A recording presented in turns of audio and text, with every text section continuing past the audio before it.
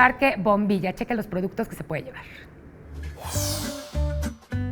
Carne de pavo y de cerdo, dulces de amaranto, así como cristalizados, huevos de gallina y avestruz, miel, nieves, quesos, entre muchos artículos más, son parte de los productos que se ofertaron en el primer mercado de productores, en el Parque de la Bombilla de la Delegación Álvaro Obregón, con el objetivo de apoyar a los productores rurales de la capital.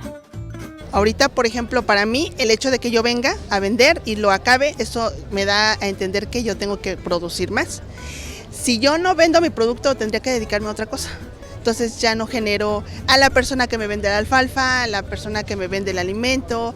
40 productores originarios de las delegaciones Álvaro Obregón, Azcapotzalco, Benito Juárez, Coyoacán, Coajimalpa, Iztapalapa, Magdalena Contreras, Miguel Hidalgo, Milpa Alta, Tláhuac, Tlalpan y Xochimilco ofrecieron cada uno de sus productos con el fin de promocionar el consumo de lo hecho en la Ciudad de México. Entre los alimentos más consumidos fue el huevo de codorniz.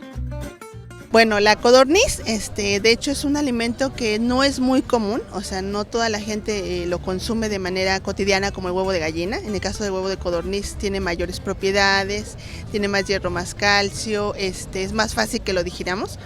Con imágenes de Jorge Barajas, Vianey Zárate, 21 Noticias.